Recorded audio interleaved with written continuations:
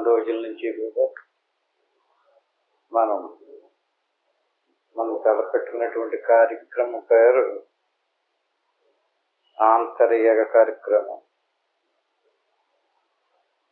ఈ ఆంతర్యాగానికి సంబంధించినటువంటి ఉపనిషత్తుల నుంచి అనేక రకాలైనటువంటి శ్లోకాలని, మంత్రాలని ఉదాహరించుకుంటూ, ప్రమాణం చూపించుకుంటూ చెప్పుకుంటూ వస్తున్నాం. అంచేత ఈరోజు కూడా అదే ఉపనిషత్తు, 4 రోజుల నుంచి చెప్పేటటువంటి ఉపనిషత్తు అన్నపూర్ణ ఉపనిషత్తు. అదే ఉపనిషత్తులో ఈరోజు కూడా మరికొన్ని విషయాలు చెప్పుకుందాం.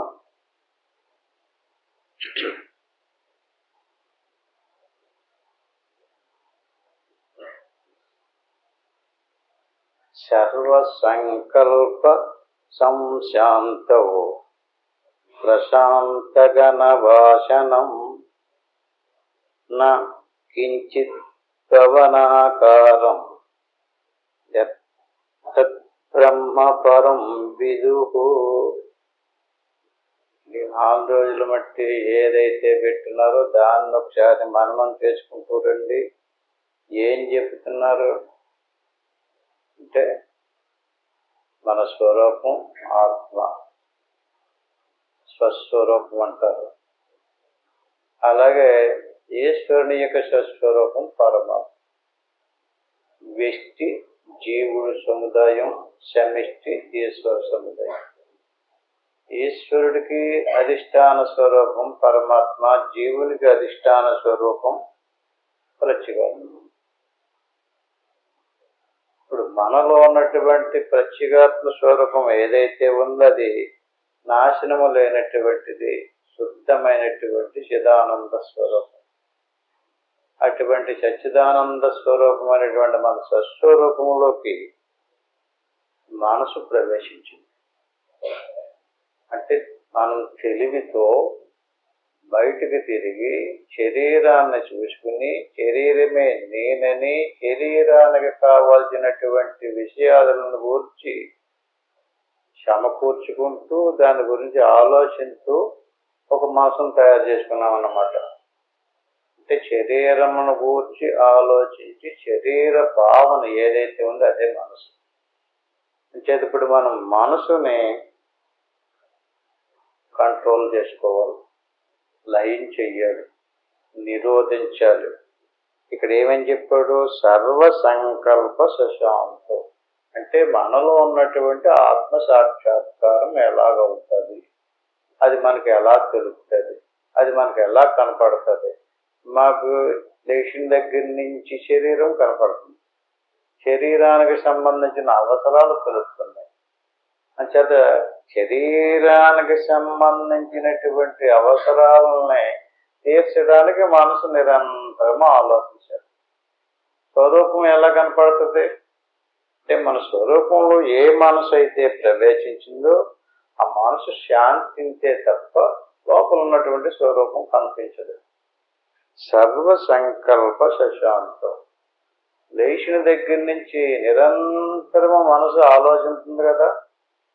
నిద్రపోయేదాకా మనసు ఏదో ఒక విషయాన్ని గుర్తుకు తెచ్చుకుంటూనే ఉంది. అలా గుర్తుకు తెచ్చుకున్నప్పుడు మనసు ఏది తలపుకు తెచ్చుకుందో ఒకసారి చూడండి. దానికి ఒక వృత్తి ఉంది. మనసు ఏది తలపుకు తెచ్చుకుంటే ఆ మనసులోకి ఏది తలపుకు వచ్చిందో దానికి సంబంధించినటువంటి ఆకారం ఏర్పడుతుంది. ఏదనుకుంటే ఆ ఆకారం వస్తుంది అనమాట. దానికి అంతఃకరణం యొక్క మనసు యొక్క వృత్తి అంటే పరిణామం. ఏదనుకుంటుందో దాని ఆకారం ధరించేటటువంటి గుణం దానికి ఉంది. ఆ మనసులో తెలివి కూడా ఉంది. ఏ ఆకారం వచ్చిందో ఆ ఆకారాన్ని గుర్తించేది జ్ఞానం. అంటే అనుకునేది మనసు, ఏదనుకుందో దాని ఆకారాన్ని ధరించేది మనసు. ఆ ఆకారం ఆగో లేకపోతే దూడో దాన్ని గుర్తించేది జ్ఞానం. అంటే 3 ఒకడుక్కునే ఉన్నాయి. తెలివి అంటారు జ్ఞానాన్ని, అనుకునేది మనసు. మనసు ఎందుకు అనుకుంటుంది? వాసన. అంటే భౌతిక సంబంధమైనటువంటి విషయాదుల్ని గూర్చిన దాన్ని సంస్కారము అంటారు.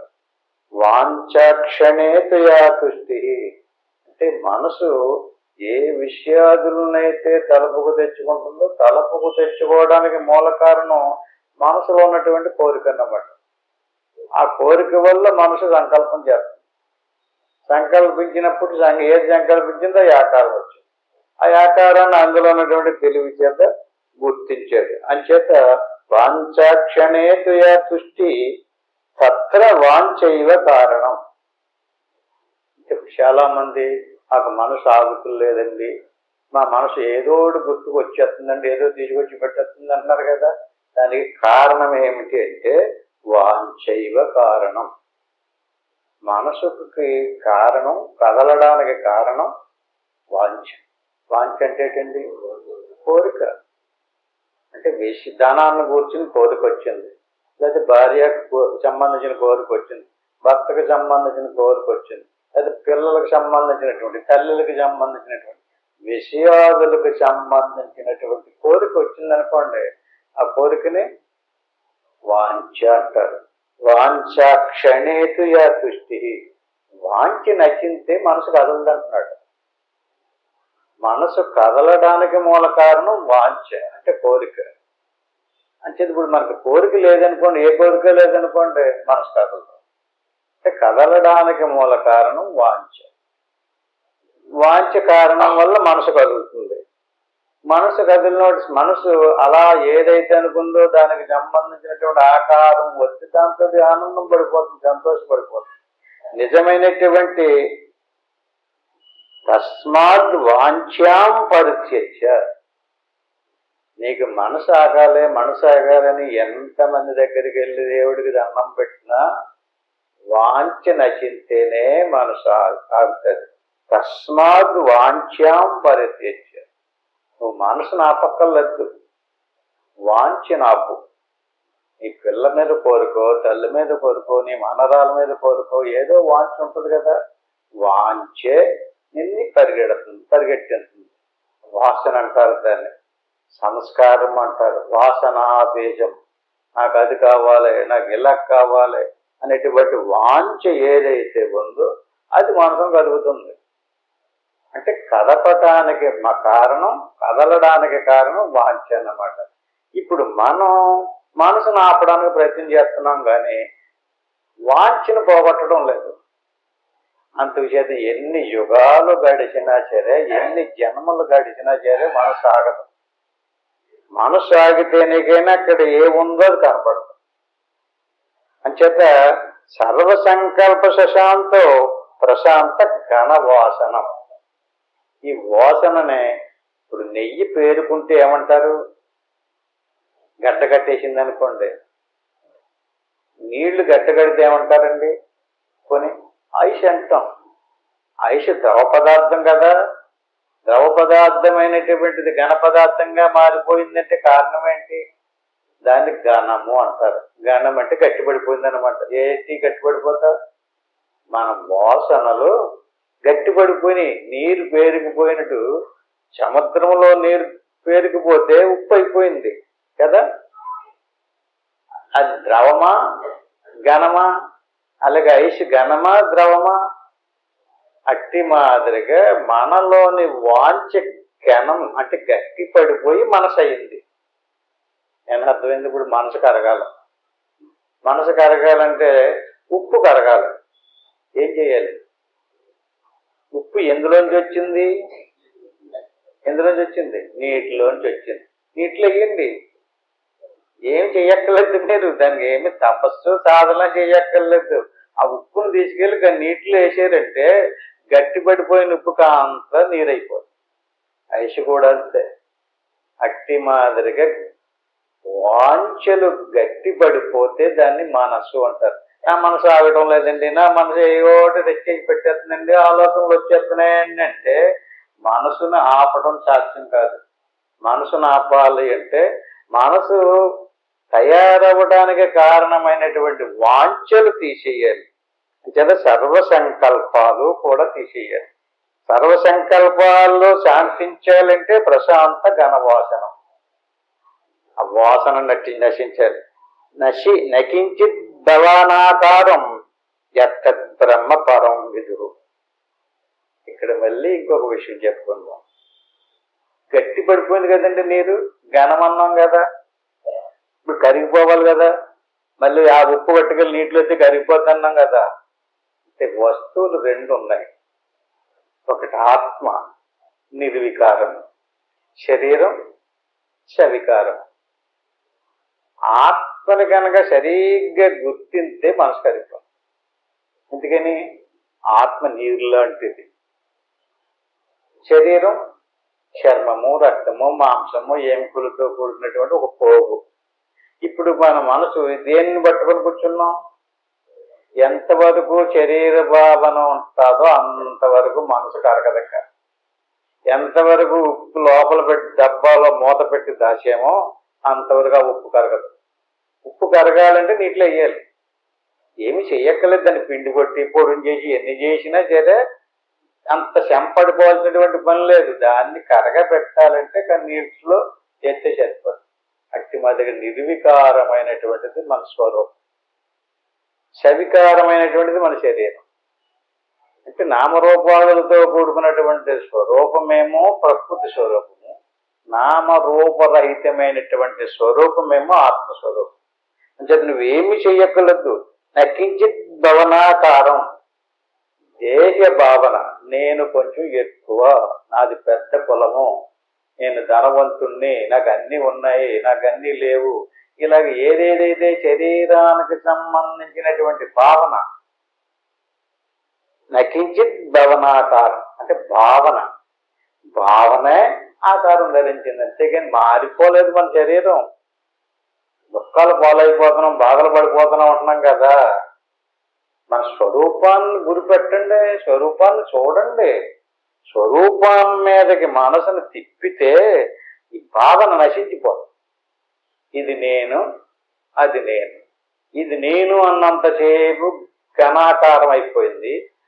ఇది నేను కాదు, సోహం, అది నేను అనేటువంటి భావన వచ్చిందనుకోండి, యత్తద్ బ్రహ్మ పరం విదుః. బ్రహ్మం అంటే ఎక్కడో లేదు, ఏదో కాదు. దేవుడు అంటే దేవుడు నిర్వికారం అనేది.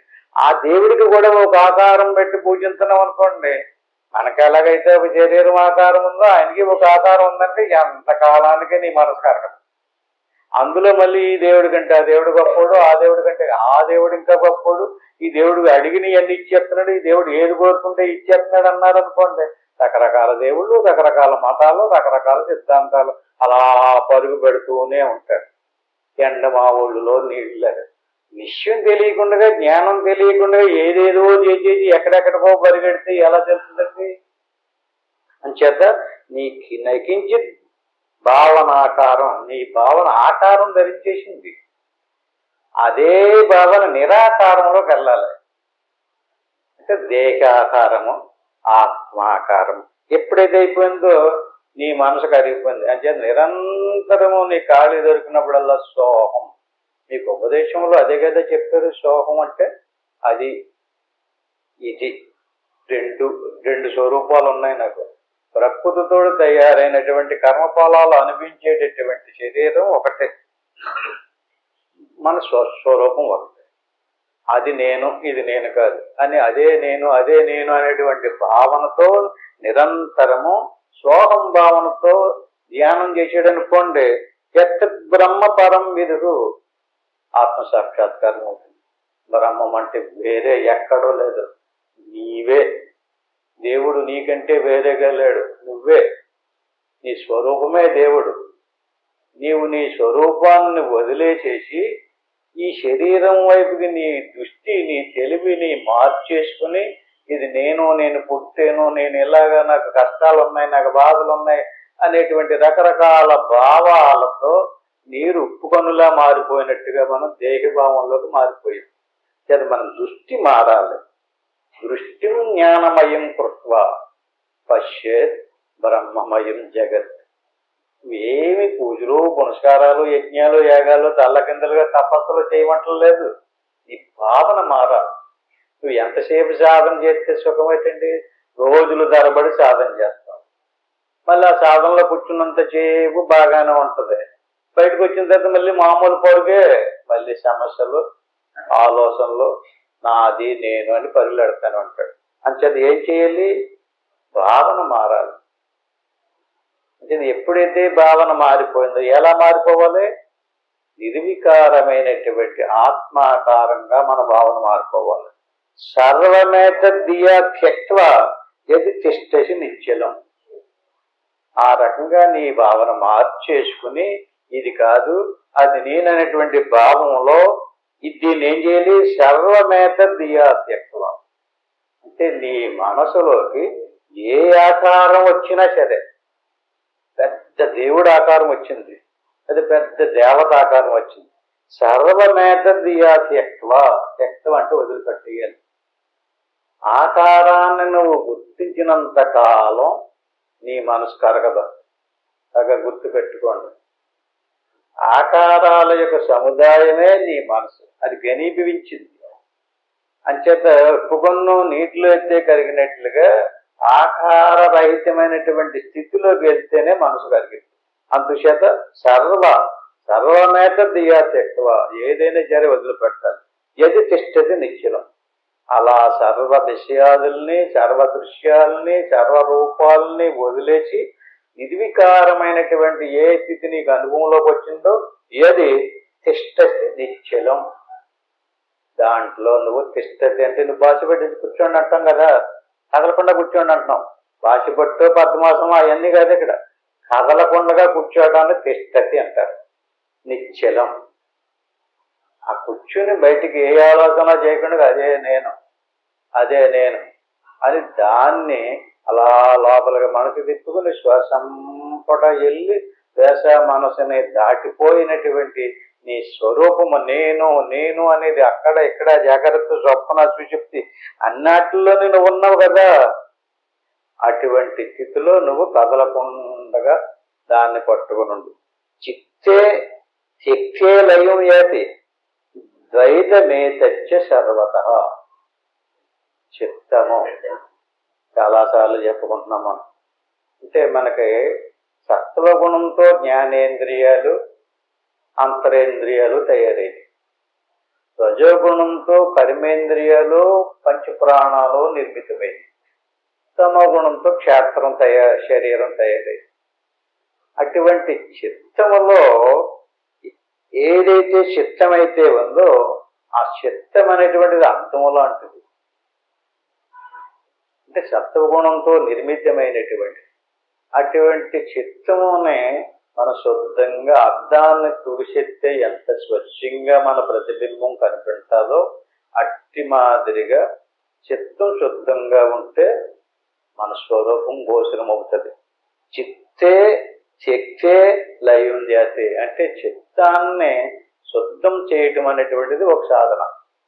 అంటే శ్వాస మీద మనసు పెట్టి అది కర్మోపాసనలో కర్మకాండ, దానము, ధర్మము, సత్కర్మలు మొదలైనటువంటి చేస్తుంటే అంతఃకరణ శుద్ధం అవుతుంది. ఎందుకంటే ఒకేసారి జ్ఞానంలోకి వెళ్ళి ఉప్పుకొని నీటిలో వేసినట్టుగా కరిగిపోయి ఆ సమాధిలో నువ్వు ఉండవయి అంటే అది ఎంతమందికి తెలుస్తుంది? దానికి పెద్ద నాలెడ్జ్ ఉండాలి, పెద్ద చదువుకోవాలి, బాగా తెలివైనటువంటి వాడు అయ్యి ఉండాలన్నారు. మరి అంత తెలివి లేని వాడిని ఏం చెయ్యాలి? నింపాదిగా తిప్పాలి. నువ్వు దాన ధర్మాలు చేసుకో, పూజా పునస్కారాలు చేసుకో, యజ్ఞాలు, యాగాలు, నోములు చేసుకో. అలా చేసుకుంటే ఏమవుతుంది? చిత్తం శుద్ధం అవుతుంది. చిత్తం శుద్ధమైన తర్వాత ధ్యాన మార్గంలోకి తిప్పి ధ్యాన మార్గంలో చిత్తాన్ని లయం చెయ్యాలి. అంటే కర్మకాండలోను ఉపాసనా కాండలోను చిత్తాన్ని శుద్ధం చెయ్యాలి. యోగ మార్గంలోను జ్ఞాన మార్గంలోను అంటే యోగ మార్గంలో చిత్తాన్ని విక్షేపరహితమైనటువంటి నిశ్చల స్థితిలోకి తీసుకురావాలి. జ్ఞాన మార్గంలో మొత్తం చిత్తాన్ని పక్కన పెట్టేయాలి. చిత్తే శక్తే లయం జాతి. ఆ రకంగా చిత్తాన్ని మార్పు చేయటం కోసమే కర్మకాండ, ఉపాసనాకాండ, యోగం, ఫైనల్గా జ్ఞానంలో చిత్తం లయం అయిపోవాలి. అంటే ఉప్పు కొన్ను కరిగిపోయినట్టుగా ఆ ఉప్పు కొన్నే చిత్తం. అది కరిగిపోయింది అనుకోండి, లయం జాతి లయం అయిపోయింది అనుకోండి. ఉప్పు కొన్ను కరిగిపోతే ఏం పోయింది? అందులోని ఏం పోయిందండి? కఠినత్వం పోయిందంటే, అంతేగాని ఉప్పతనం పోలేదు. అవునా? ఇప్పుడు దేవుడు ఎక్కడుంటాడో అని అడిగాడండి ఒక శిష్యుడు గురువు గారిని. అప్పుడు ఆ గురువు గారు ఏమన్నాడంటే, నాయన పళ్ళు నిండా నీళ్లు పోసి పట్టురామన్నాడు. పట్టుకొచ్చి అందులో ఉప్పు కొన్ను తెచ్చేయమన్నాడు. వేసాడు. నాకు రా చెప్తానన్నాడు. అతను ఏదో పని అప్పు చెప్పాడు, పని చేయడానికి వెళ్ళిపోయాడు. వచ్చిన తర్వాత, బాబు నువ్వు ఇందులో ఉప్పు కొన్ని వేసావు కదా, ఏది తీసి ఇలా పట్టురా అన్నాడు. లేదండి అన్నాడు. ఏమైంది? కరిగిపోయిందండి. కరిగిపోయిందా? ఏ పక్కన ఉందో కనిపెట్టు అన్నాడు. ఆ తూర్పు పక్కన ఉందా? నీళ్ళు ఏలు పెట్టి నాలుక మీద పెట్టుకో, నీకు తెలుస్తుంది అన్నాడు. పెట్టుకున్నాడు. ఉప్పగా ఉందండి. ఆ ఉప్పదనం తూర్పునుందా పడమరనుందా? పడమరని కూడా చూశాడు. అక్కడ ఉప్పగానే ఉంది. దక్షిణాన్ని చూశాడు. అక్కడ ఉప్పగానే ఉంది. అంటే ఉత్తరాన్ని చూశాడు. అక్కడ ఉప్పగా ఉంది. అంటే ఏ దిక్కులో చూసినా ఉప్పదనం ఉంది, కానీ కన్ను మాత్రం లేదు. అంటే ఉప్పు కన్ను ఏమో ఏమైంది? స్వరూపం కోల్పోయింది, కానీ ఏం కోల్పోలేదు? ఏం కోల్పోలేదు? దాని గుణం కోల్పోలేదు. దాని గుణం ఏది? ఉప్పన. అట్టి మాదిరిగా చిత్తం లయమైపోతే నేను చచ్చిపోతానేమో, నేను ఏదో అయిపోతానేమో, నేను మళ్ళీ రానేమో అనుకుంటాడు. నువ్వు పోవు.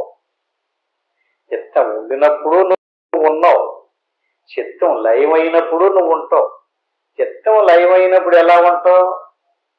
ఎంత నీరుందో అంతటిలోనే ప్రవేశించావు. అదే లయం అవలేనప్పుడు కఠినమైనటువంటి ఒక చిన్న ఉప్పు కన్ను పలుకు రూపంలో ఉన్నావు. అక్కడ నీకు ఆకారం కనపడదు. జత చిత్తే తెక్తివే లయం యాది. ఉప్పు కన్ను కరిగిపోయినట్లుగా చిత్తం లయం అయిపోవాలి. ఎక్కడ చిత్తం లయమైపోయిందో ద్వైతమే తెచ్చి సర్వత. అంటే ఉప్పు కన్ను నీరు రెండు, అది ద్వైతం. ఇప్పుడు ఉప్పు కన్ను కరిగిపోయింది, రెండు లేవు. ఏముంది? అంతా నీరే ఉంది. అది అద్వైతం. ద్వైతము అద్వైతము, ద్వైతము అద్వైతము. మాది అద్వైత మతం అండి అంటాడు. అద్వైత మతం అంటే ఈడుండి దేవుడు ఉన్నాడు అనుకోండి, దేవుడు ఒకడు, జీవుడు ఒకడు, అది ద్వైతం. ఇద్దరా? కరిగిపోతే అద్వైతం. కరిగిపోలేనంతకాలం వాడు ద్వైతంలోనే ఉన్నాడు. ఎంతవరకు ద్వైతంలో ఉన్నాడో ఉప్పుకొనికి కొలుతుంది కదండి, పరిమితి ఉంది కదా. వీడికి అదే పరిమితి ఉంటుంది. నేను 14 పారాయణలు చేశానంటాడు, కొలుతుంది కదండి. 101 ఉపాసనలు చేశానండి అంటాడు. 108 ప్రదక్షిణలు చేశానంటాడు. ఏమవుతున్నాయి? ఇవన్నీ జమలు అవుతున్నాయి. జమలు అంటే కొలతలతో కూడుకుని ఉన్నాడు, ద్వైతంలో ఉన్నాడు. అంటే దానికి ఎంత పుణ్యం వస్తుందో అంత పుణ్యాన్ని ఈడంతటి నాకు ఎంత పుణ్యం వస్తుంది, నాకు ఎలాంటి జన్మ వస్తుంది అంటాడు. అంతచేత ఏం పోతుంది? ఎప్పుడైతే లయమైపోయిందో కొలత పోయి ఏమైంది? సర్వవ్యాపకం అయిపోయింది. అదే అద్వైతం. మే తెచ్చ సర్వత. అప్పుడు నువ్వు అంతటా ఉంటావు. నువ్వు ఎందులో చూసినా చెట్టులో ఉంటావు, పుట్టలో ఉంటావు, దేవుళ్ళలో ఉంటావు, దేవతల్లో ఉంటావు. ఎందుకంటే నీటిలో కరిగిపోయినటువంటి ఉప్పు ఎక్కడుంది? అంతటా ఎలాగుందో అట్టి మాదిరిగా నీ చిత్తము కరిగిపోతే నువ్వు అంతటా ఉంటావు. నువ్వు కరగలేనంత కాలం నువ్వు అచ్చింపేటలోనో గొంచాల్లోనో ఉంటావు. నీకు కులం ఉంటుంది, నీకు గోత్రం ఉంటుంది, నువ్వు స్త్రీగానో పురుషుడిగానో ఉంటావు. దానికి ఎంత పుణ్యమో పాపమో జమ అయి ఉంటుంది. మోక్షం ఎలాగొస్తుంది? మోక్షం అవ్వాలంటే ఏమయ్యాలి? మీత చదవత మొత్తం అంతా వ్యాపించేది. శిష్యతే పరమం శాంతే. నువ్వు శిష్యుడికి బోధించవలసినటువంటి బోధ శాంతం. శాంతం శాంతం. ఓం శాంతి ఓం శాంతి అంటే ఓం శాంతి వచ్చేస్తుందా? శాంతి వచ్చేస్తుందండి. శాంతి శాంతి అంటేనే. శాంతి రావాలంటే ఏంటి? ఏమవ్వాలి? పరమం శాంతం. మొత్తం అంతా శాంతమే. దృశ్యము లేదు. ఎక్కడ దృశ్యము లేదో అక్కడ దుఃఖం లేదు, భయం లేదు, జనన మరణాలు లేవు. నిర్వికారమైనటువంటి స్థితి. ఏకం చ అనామయం అంటే ఇది చాలా సులభమైనటువంటి సుఖకరమైనటువంటి హాయిగా సుఖంగా ఉంటుంది ఆ స్వరూపం.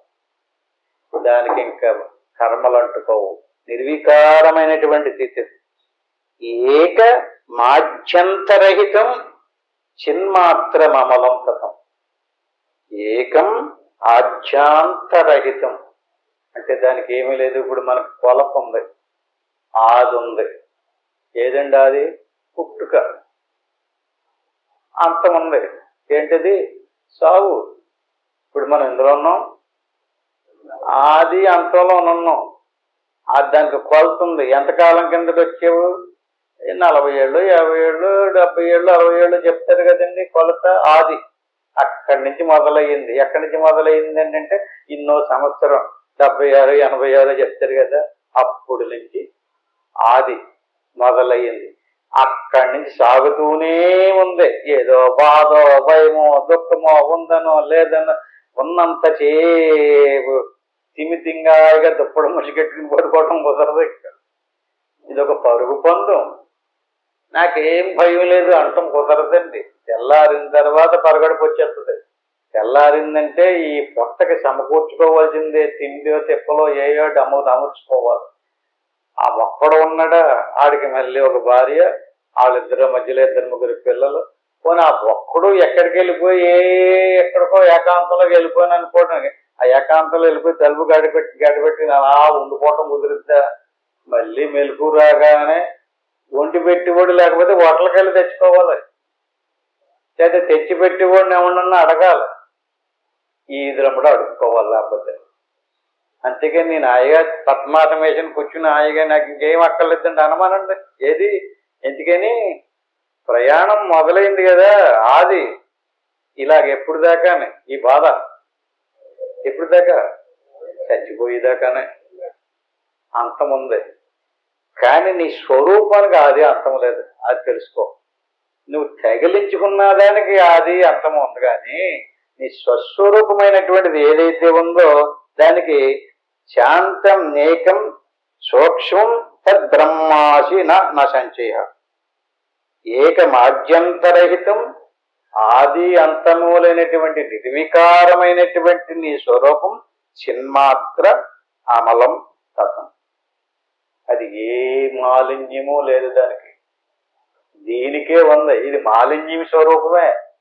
పుట్టింది కదా. ఎలా పుట్టిందండి? ఒకసారి పరిశీలించి చూసుకోండి. స్త్రీ పురుషులలోని శుక్ర శోణితాలతో తయారైంది శరీరం. ఇది మలం.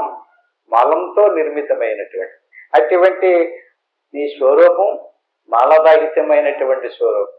మలరహితం తతం. అది ఇది మలం. మలం అంటే ఏం లేదంటే మురుకు అని అర్థం. అంతే. ఇంకా మలం అంటే మాసిపోయింది అనుకోండి, మురుకు అంటుకుందంటాం కదా. అట్టి మాదిరిగా మన శరీరం ఒక మురుకు స్వరూపం. ఇది నిత్యము చెమట. చెమట వాసన స్నానం చేయకపోతే కుదరదు. అందుకని దీని అనేక పేర్లు పెట్టారు. లోపల ఉన్నటువంటి వాడు శుద్ధమైనటువంటి వాడు, వాడికి తగులుకున్నటువంటిది అశుద్ధమైనటువంటి. అందుకు చేత నీ స్వరూపమేమో శుద్ధమైంది, నువ్వు తగిలించుకున్నదేమో మలస్వరూపం. ఖాదాభ్యతి తరాం సూక్ష్మం.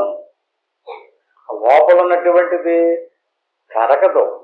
చాలా సూక్ష్మాది సూక్ష్మమైనటువంటి. ఈ ఎలుపులు ఉన్నటువంటిది స్థూలం కనపడుతుంది, మార్పు చెందుతుంది, పరిణామం చెందుతుంది.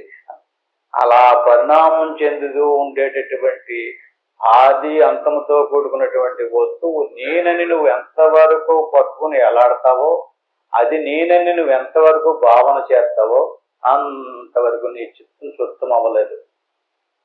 దానిని గూర్చి నువ్వు ఎంతవరకు ఆలోచన చేస్తుంటావో అంతవరకు నీ మనసు లయం అవ్వదు.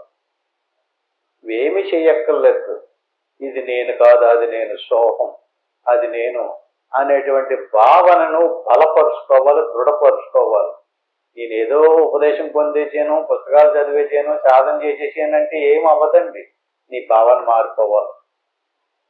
ఈ రూపంలో ఉన్నటువంటి భావం ఆ రూపంలోకి వెళ్ళిపోవాలి. అది చాలా సూక్ష్మమైనటువంటిది కనుక సోహం. సోహం అంటే మొదట జాగ్రత్తగా ఊపిరంపడ ప్రయాణం చేయాలి. ఊపిరి కూడా స్థూలం లాంటిది కదా, సూక్ష్మమైనటువంటిది. అటువంటి శ్వాసని పట్టుకుని అలా ఏకాగ్రతగా చూస్తూ ఉంటే మనసు సూక్ష్మమవుతుంది. సూక్ష్మమైనటువంటి మనసు ఎక్కడైతే కరిగిపోయిందో, మనసు లేదో, చిత్తం లేదో, అది తద్బ్రహ్మాహమస్మి న సంశయ.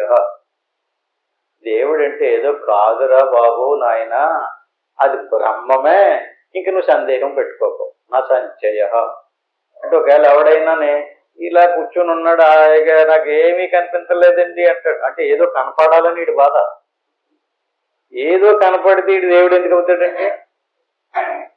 నాకు ఏది కనిపించలేదండి, అదేదేదో ఎలుగులాగా వచ్చింది, ఆకాశంలాగా వచ్చింది, శూన్యంలాగా వచ్చింది అని ఏదేదో చెప్తుంటారు.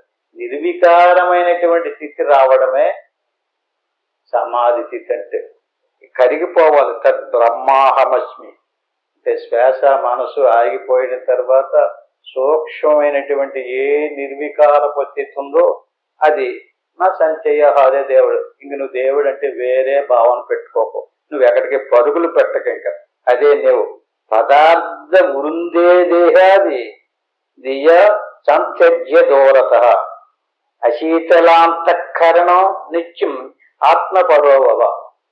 అందుచేత పదార్థ వృందే దేహాది, దేహం ముందు చూశారు, ఇది పదార్థంతో తయారైంది.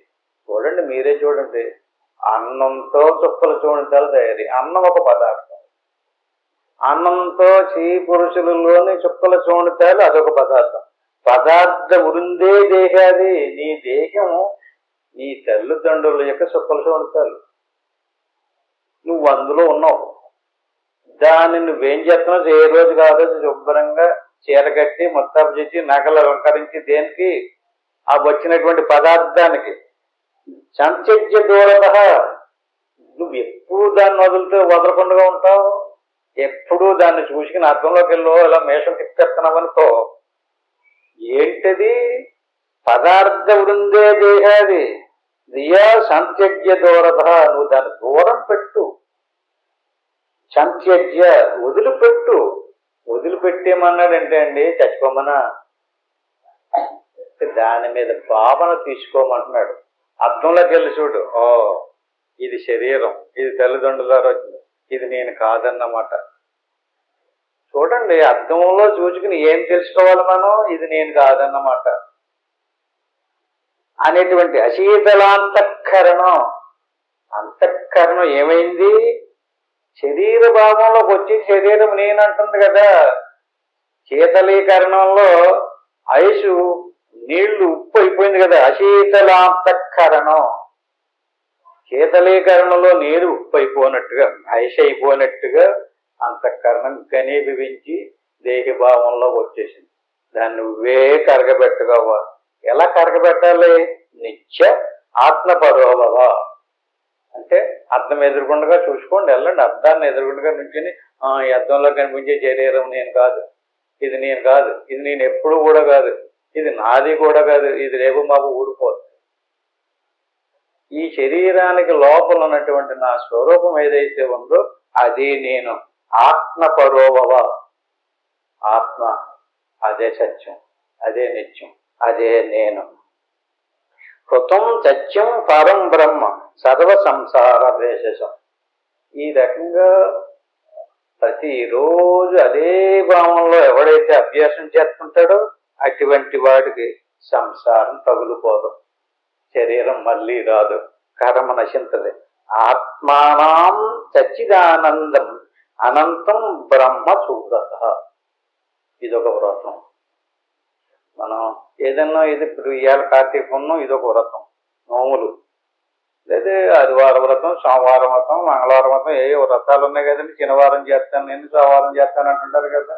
అట్టి మాదిరిగా ఆత్మానం సచ్చిదానందం అనంతం బ్రహ్మ సువ్రత.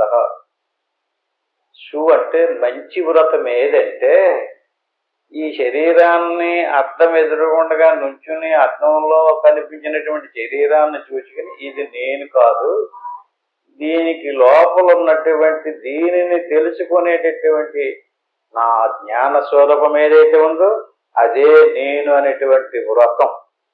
అనంతం బ్రహ్మ శూరత, అది అనంతమైనటువంటిది, దానికి ఆది అంతము లేదు. అహమస్మీత్య విదాయే ధ్యేయాతీతం విముక్తియే, అది నీకు తెలిసి రావాలి. నువ్వు ప్రయత్నం చెయ్యాలి, అభ్యాసం చెయ్యాలి.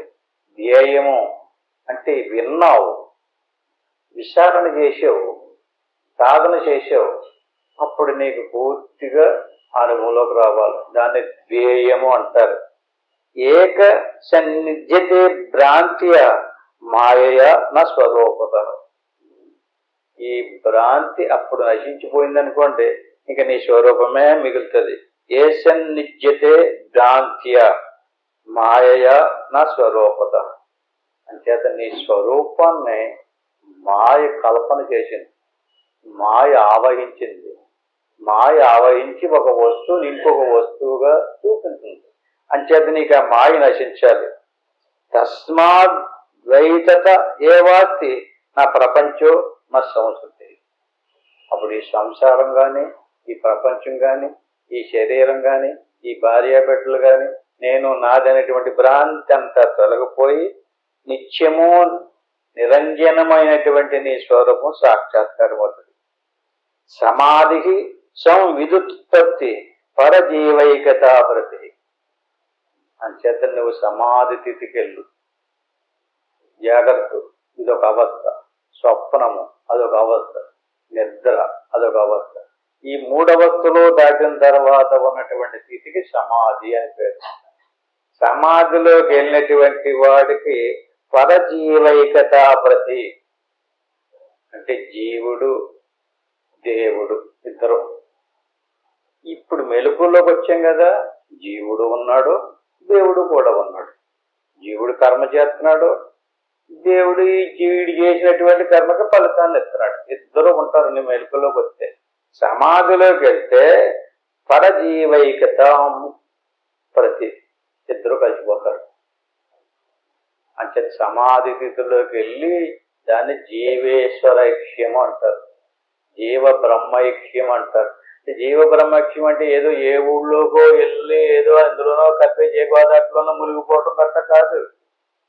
సమాధి స్థితి అంటే సాధన చేయగా చేయగా చేయగా నీది కాదు అది నేననేటువంటి దీన్ని వదిలి ఆ భావంలో నువ్వు అభ్యాసం చేయగా చేయగా చేయగా శ్వాస మనసు ఎక్కడ ఆగిపోయిందో అటువంటి స్థితి నీకు అనుభవానికి వచ్చినప్పుడు ఏదైతే ఉందో అక్కడ జీవుడు ఒకడో దేవుడు ఒకడో అని ఇద్దరు ఉండరు, ఇద్దరు ఐక్యమైపోతారు.